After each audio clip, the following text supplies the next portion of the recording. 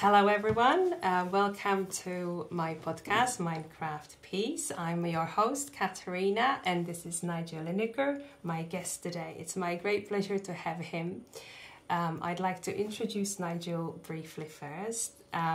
He's a lyricist, he's a director of a charity, he is a leadership coach and also an author.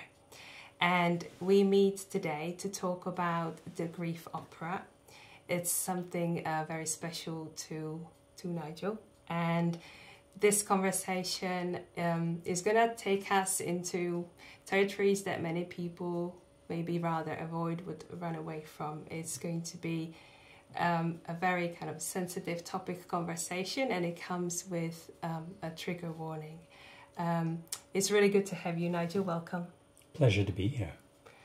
Okay, so I'll just go back to how we met because it actually is important. So I've known Nigel since about October last year when a mutual friend, Stuart, this is hello to Stuart if you're watching, introduced us, and I got to see the grief opera only a few days after we were introduced.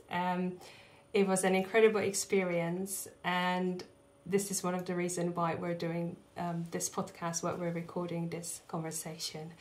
Maybe I'll ask you, Nigel, to explain to the audience what is the grief opera and how did it come about? Gosh, okay, well, I'll try. So the grief opera is a response to tragedy. 2 years ago, a little over 2 years ago, we had the most awful news that I think anybody could have, which is that we'd lost our younger son, that he'd died. And this news moved me, as you'd expect, into shock that was off the scale. Almost impossible to function in any way at all. And I started writing because it's a thing that I do, and what else to do? You know, you're waiting for, I don't know, something about the funeral or whatever, but just writing.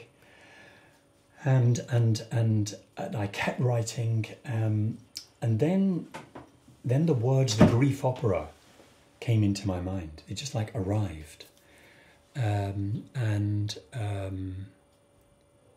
I googled the grief opera, and there's no such thing. And then I called Vladimir Miller, who is a jazz band leader who I've done some shows with. We've performed together, poetry and piano and so on. And he said, well, grief is universal, and music is the most, fantastic way to reach emotions, to work with emotions. And so we decided to create the grief opera. Thank you for sharing that, Nigel. Like I've mentioned, it was an incredible experience for me, and I think you've created something that actually allows people to connect with feelings that most of the time we try and bury very deep. But actually you have been on a journey that allowed you to move through that, not only create something beautiful, but also go through what feels like a transformation for yourself, so that you see the world through a different lens now. And I loved your lyrics, and if it's okay, I'd like to just maybe go through some of them to share with people, give them an example of what we're talking about here. Sure. If that's okay. Yeah. All right. So what really struck me was when you shared with me that actually there were no signs to your son's struggles, to his suffering, that you saw him not long before it happened, and it came to you as a massive shock. And you mentioned about going about life, just focus on the do. Would you maybe take us to the Nigel that he was then? What was life like? And maybe a little bit, if it's okay with you, to that to that moment, and what it meant for you. Well, I think it might be helpful for me to say that I saw my son George Linacre, twice in the preceding 2 months. We sat down together, we talked, and as you say, I saw no signs that he was suicidal. I didn't see it. I didn't see it. And you know, of course, I've replayed those conversations since and imagined them going different ways, and how might I have reached, or how might I have enabled him to speak or share in some way. It didn't happen like that. So that meant it was a profound, just shock off the scale when we got the news. And of course, I've been replaying it even 2 years later with feelings that certainly include regret, guilt, a colossal feeling of failure.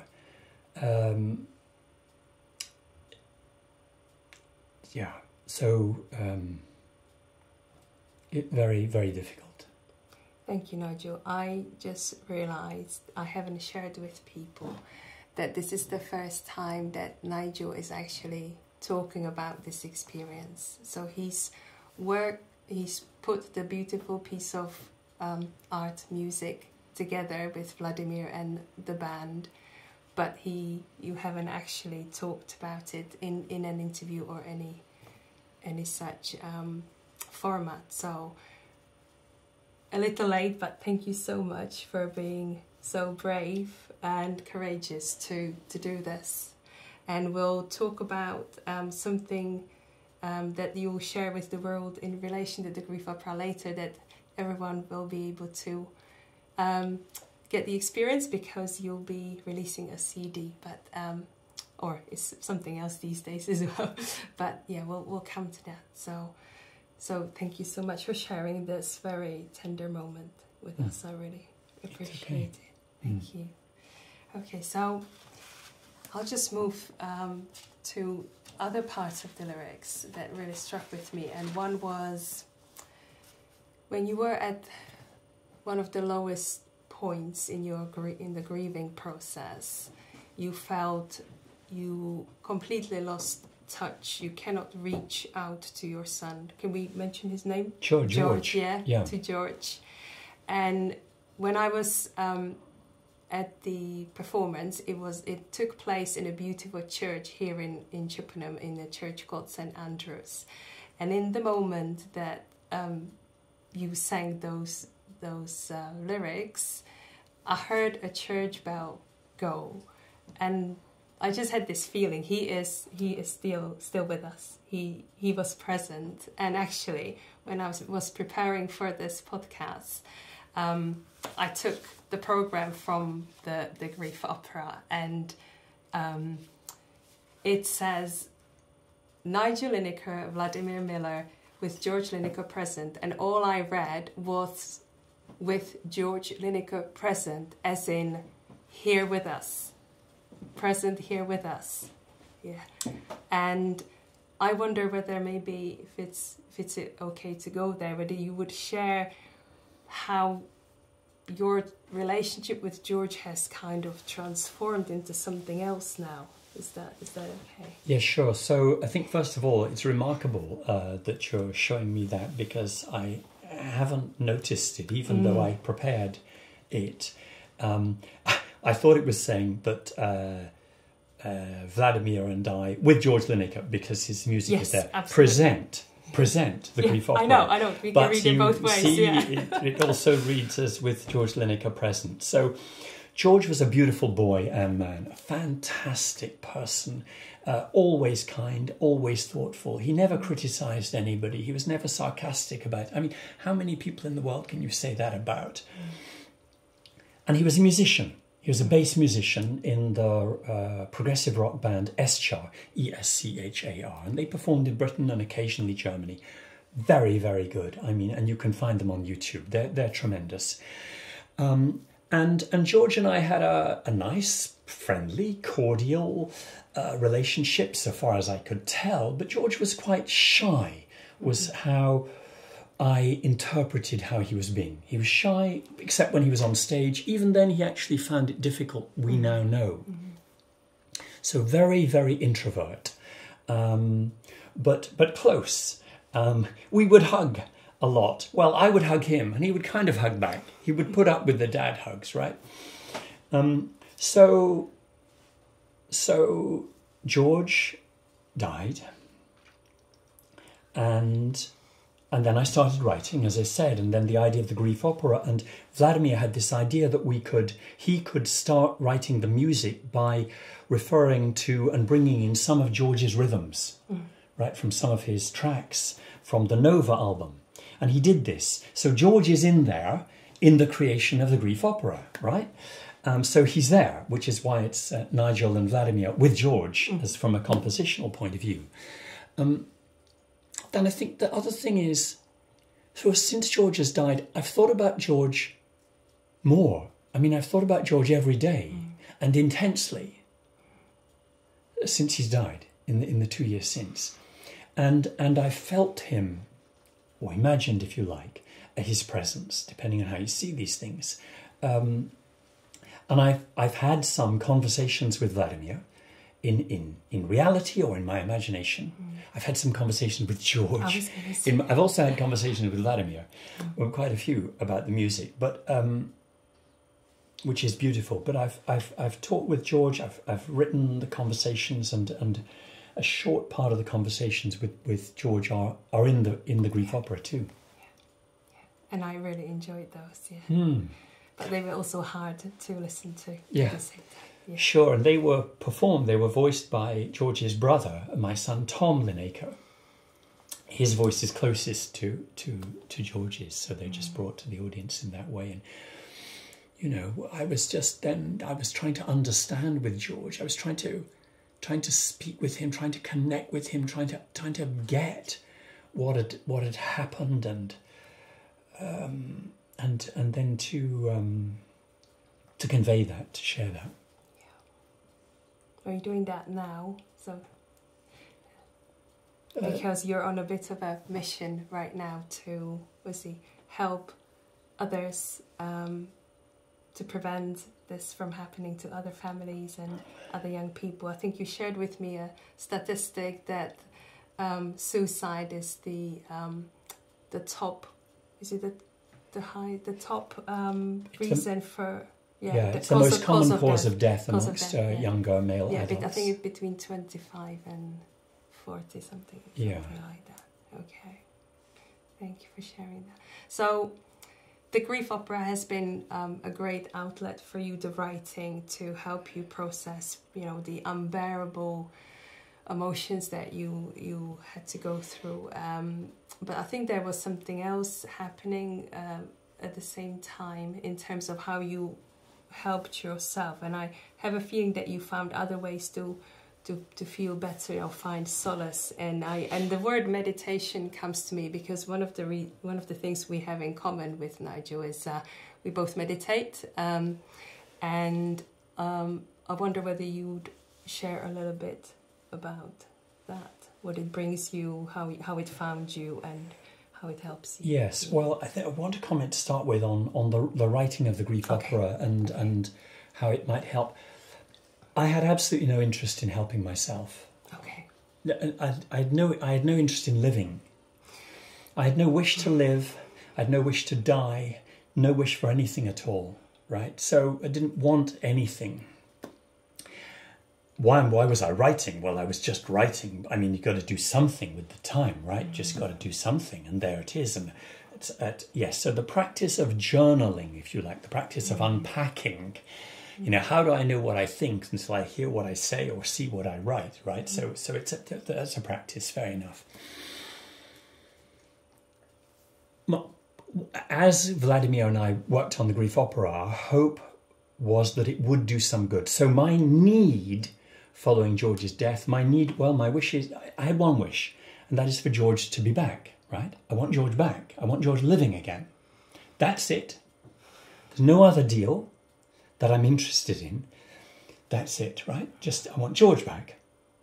I want to rewind to before he died, rewind to our last conversations and find another way from that through to he's fine and he's here and we hug and it's all okay. And if I can wake up tomorrow morning and experience that, then I'm okay. In the absence of that, nothing really restores us to where we could be. Okay. Now, the business of meditation, in which you have expertise and lead people, of course, we get stuck in the busyness of life. Our minds are running and running and running and here and there and wherever, often with repeated thoughts, often with unhelpful thoughts. I'm no good, this doesn't work, life is too much, it's all too, whatever it might be. And these are thoughts that are unchained and getting in our way. So for me, meditation, or let's even say practicing some kind of stillness, can be really helpful. And as I've experienced your work, it's very helpful to just at least slow down that chatter, that noise, so that you can begin to sense what's going on in your mind. And maybe even then do something about it, so that the possibility with these sorts of practices, as I see it, is to stop being run by your mind entirely and even begin to run your own mind, which would be like, wow, if you could run your own mind, right? Then you'd have it. Then life would be just simple, actually. No, that's very powerful, and I relate to that very much. So the reason I started to meditate was to help myself out of postnatal depression I suffered from for several years. And in retrospect, I recognized that my depression started in my mind. It was the constant pattern of cycle of negative thoughts just perpetuating on itself and just making the experience of life being this negative and dark. But actually, it was all happening inside my head. It wasn't the actual experience of the outside world. If someone looked at me at that moment, they would probably not find anything wrong. So it was obviously my mind creating this reality for me. But there is something that can be done about that, and that's what's wonderful about meditation. And I am a great believer that it is for everyone, because meditation can take many forms. And actually, it can be as simple as just starting paying attention to the things around you. But for that, you need to allow yourself to pause. And unfortunately, even now, COVID was great. The pandemic, as awful as it was, I'm so sorry, Nigel, for you. For many people, this was the first time that they actually were allowed to just take time to do things without certain external pressures. There were other tragedies happening alongside it, but there was a proportion of people who could actually just, because of the circumstances, were not dragged into shopping centres, but instead all they could do was go for a walk down the along the river and things like that. So it's about finding it. Unfortunately, it is the external circumstances and the suffering that we go through that makes us look for ways to find a way out. I before then thought that meditation is just for Buddhist monks, for people who have time to do it. It wouldn't be for me. But actually, it is something that can be really weaved into the everyday, and a lot of it is about the mind. Then you realize that we actually live our life in our minds, completely disconnected from our bodies, and with that comes disconnected from emotions. And I know for you and your family, this has been a very brutal, but a process to perhaps, if I can put it, if those words are correct, help you reconnect with that side of you, with the feelings that we have as human beings. And through that, I think you've been on a beautiful journey towards love, as a more as a state of being rather than a romantic love. Now I know I've talked through, said lots of things, but that's, how would you see that? I'd like to pick up first what you say about people getting lost in thoughts and so on, and I think this is completely right. I think it's a huge problem, and I think that all of the things that can help us to reconnect with life are great. There's a song that you heard in the grief opera early on that George performed in with me and his brother Tom years ago, and it's called Busy Busy. And it's about the busyness of busyness, right? And I actually, George and Tom kindly agreed to come along as I sang it some time ago. And it starts with, you've got you've got mail and this and that and all these things and so on, but we're lost in busyness, and we don't have to be like that. So when you experience this kind of death, this shocking death, it destroys. It can just destroy people, but it destroys a lot of beliefs. It destroys a lot of mental chatter. You realise that most things aren't important at all.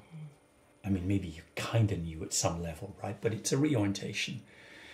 This, that, stuff, possessions, things, it really doesn't matter. And if I say that, that might not seem to make sense immediately, but if I say those things don't matter compared to losing a son, it's obvious they don't matter, right?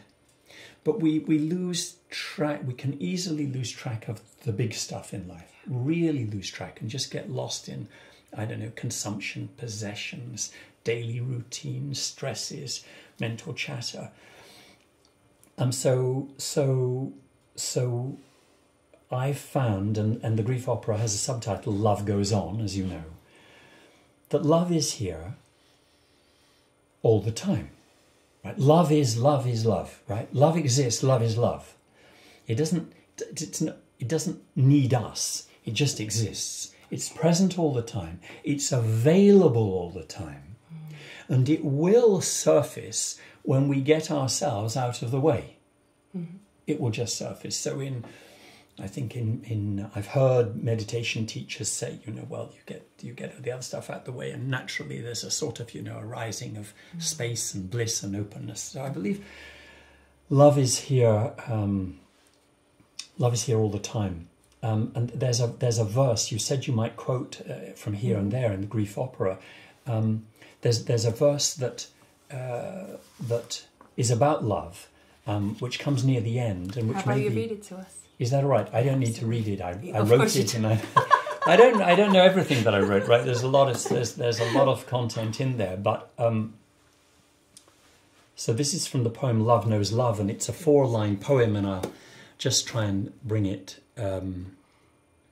Maybe from the beginning of the poem, if that's all right. It'll take a minute. So, let us not darken this day, or each and any instant slay, but to this now attention pay, for it is life in every way. You seek the answer that is clear, but never see that it's right here. You're blinded by a crippling fear and cannot feel the love that's near. Love knows love and knows no other. A critic could become a brother. The key is not to change another, but yourself become the lover. You know all this will soon be gone, and you may see your works outshone, but know your love will ripple on. The work of love is never done.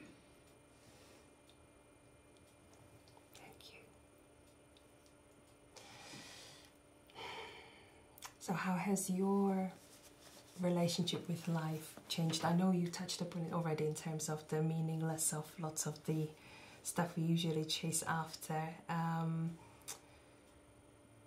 I am sensing you may be finding more of a purpose in working with others now, helping families and individuals just find ways, find ways out. Would you like to share with us about that? Sure.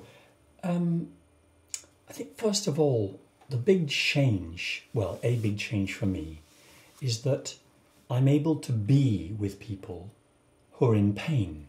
Mm-hmm. I'm able to be with people in pain. So following the suicide, we connected with other people.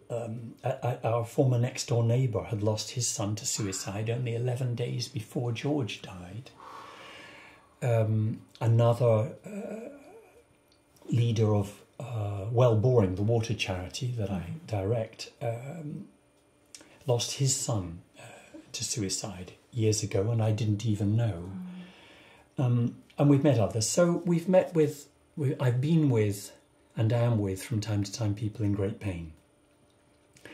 And I think the old version of me would try and help people to feel better. You know, I don't know, but just what would help? What can we do? What, you know? But this is kind of avoiding the pain. Now I can be with it. And I think then this quality of presence. So I'm not trying to change the moment in the moment. The moment is, and I can be in it. And I think when I was in action mode of, you know, hey, let's go, let's move, let's do this, let's do that. That's not the worst thing in the world to do. And sometimes action is needed, is appropriate. However, doing is not the same as being. So I'm able to be now. And I'm able to be with people, I think, pretty much however they are. And when you're really, really present, it's an invitation to others to be really present with you. And they may feel it. They might not. They might feel it. And then there's a profound connection. And that is love. That is love. As you said earlier, it's in the general sense. The Greeks had many words for love, I understand, and one of them agape. It's the universal love. We're not talking about eros. We're talking about...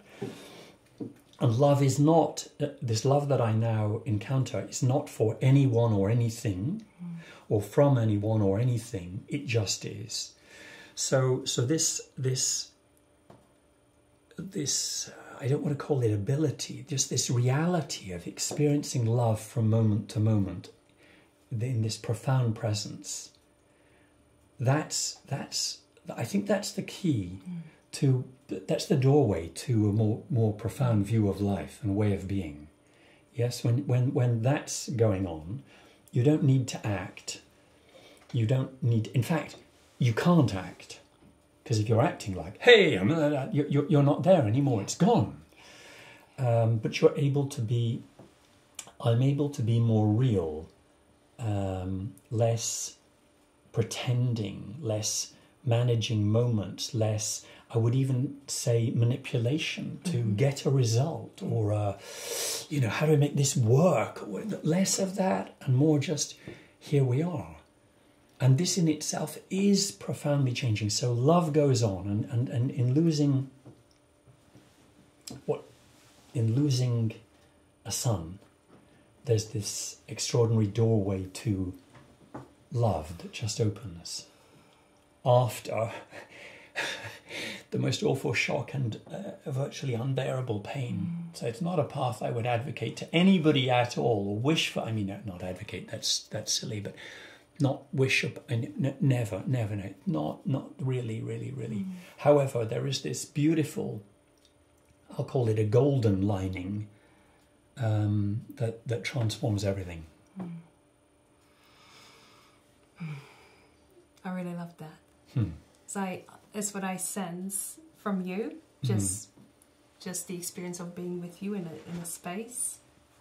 And I think what you also do that, or let others experience this in the grief opera.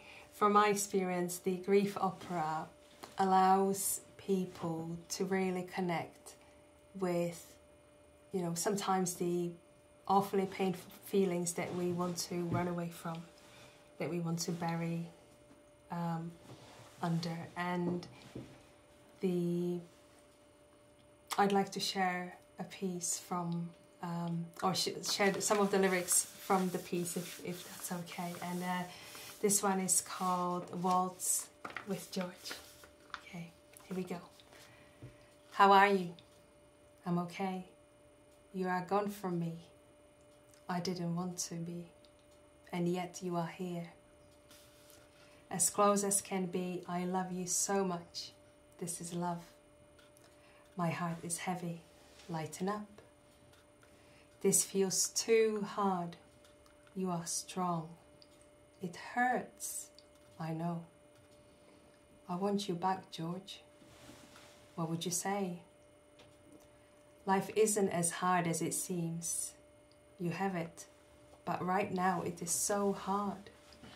It was for me. I get it. I'm so sorry. I got to do stuff. You have done great stuff. So not a waste. No, absolutely not. Well then, God, George, I love you. So the thing about that conversation is that it's George saying, lighten up. Yeah. It's George saying, you know, you can move forward and all of this. So he's encouraging me. And he has this really great question. You know, I say, I want you back, George. And he says, well, what would you say? And he knows what I'm going to say. I think I would say, it's not that bad. And he goes, you have it? And then I say, but it is actually so hard for me now. And he says, so it was for him. So he was leading the conversation and just gently showing me that I, you know, my kind of like, it's okay, it's not true. And I think one of our challenges in life is we want to believe that life is going to be fine and good and okay. And sometimes it is. But it isn't always. We can turn on the news, television news or something and see immediately that it's not okay for people. And then we imagine that's them. It will never be us. Yeah. So I think it could be helpful to be a bit more realistic about life. You know, grief will come. Unless you're like the first to go in your group, grief will come, as it were, yes? And this will be difficult. And I'm hopeful, and we have some feedback that grief opera is helpful in enabling people to shift, to sort of see, sense pain, someone else's pain, mine perhaps, and kind of know, well, there it is. And yet, even so, love goes on. Yeah. Even so. So I'm hopeful that the grief opera will help people who may be struggling in some way or have some grief, or will help people even before grief comes upon them. You know, when grief comes, it's like, this is awful. And this sort of thing happens in life. So how can I be in relation to it? Thank you. What I sense during the performance of the grief opera was, like I said, opening of the hearts, connecting with what is, and there's this saying that it's through the cracks in our heart that we open to love. And as painful as it is, that's why I completely get it that people kind of shy away from, you know, you don't want to just put yourself into a space of pain, but it's actually, if you can be with it, if you can be with the emotion, something miraculous actually happens and the heart opens, and then you can experience the love that you've talked about, and find it in moments which would otherwise be ordinary and mundane.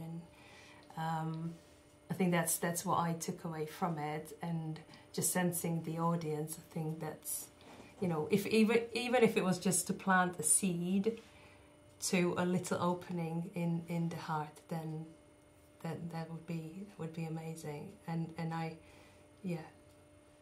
have great hopes for the grief opera to do what you've just described, is to help others. And so perhaps today or now we can share with the viewers that it's been recorded and it will be available for people to listen to. Would you like to tell us about so that? Prima Facie Records are publishing the Grief Opera on the 1st of March 2024. So if it's past that time when you're listening and hearing, then you can go get the Grief Opera. It's available as a CD. It's on most digital platforms. You can follow the.grief.opera on Instagram and other places. You can give feedback. I'd love to hear from you what it does, how it helps or inspires or changes, or even where it's super difficult. Your feedback will be most welcome. We can make this something of a conversation. I'm excited about this. I mean, I couldn't get excited for almost all of the last 2 years. And I still want George back. That's it. I don't want any of this. I want George back. Forget the Grief Opera. Give me George. But as that's not going to happen, then my need was, I realised that my need was that something would come from this. It still doesn't make sense of George's death, right? But that something beautiful would come from it. And I think thanks to Vladimir Miller's amazing music, I think something, and he's a jazz musician, jazz band leader. He's performed in many countries.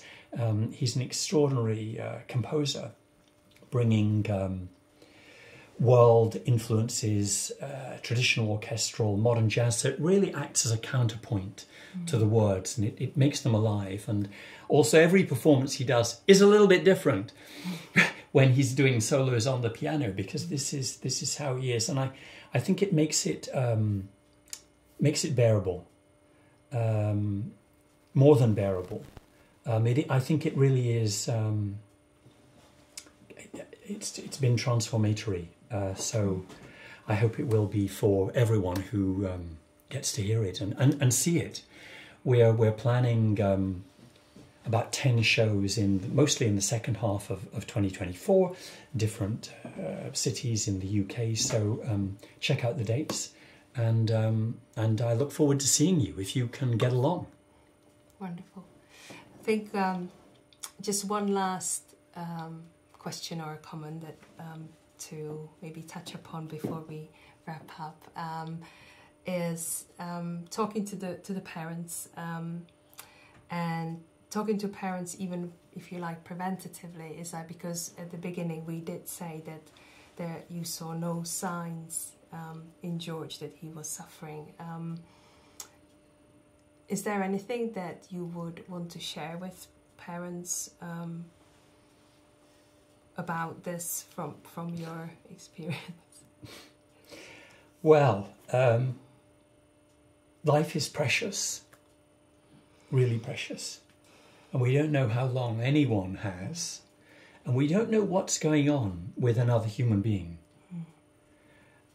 So trying to make time to speak in depth, to create spaces where people feel enough of a permission to share that they're struggling. There's a song in the Grief Opera, Just One Word. So George never asked me for help in his life ever for anything. That wasn't something he did. But Just One Word is just asking people to help. And there's another song which is really about how we can be with people when they might be struggling and they aren't perhaps showing that they're struggling at all. You know, we wear masks. How are you? I'm fine. Just run that past me one more time. Just tell me a little bit about what's really, how it is. We perhaps, men even more than women, can find it difficult to speak out, to share. Actually, I'm really struggling. Life's really hard for me at the moment. And people who are in that circumstances may not be confident of what would happen if they did that. So trying to get to spaces, and I think it's connected with the presence thing of really being real, really being real. So life isn't just a show of, this is fine, let's go, on we go. It's also, and it is more than that show, it is deeply and profoundly real. So connecting with self powerfully, and then connecting with others powerfully might make the difference. People who've been to grief opera have told me they've reached out to an estranged son, in one case his daughter, just anyway, reached out. And actually in one case I know of, which I can't speak about, so just transformed the relationship, and the father has now met his grandchild for the first time. Wow. So reconnecting is always possible. You know, if it's not over, it's not over. Thank you. Thank you. So thank you, Katerina. And thank you all. Thank you so much for taking the time to watch us, and thank you, Nigel, once again, and good luck with the grief opera, and for you finding joy in every moment. Love anyway, I hope. Yes. Thank you.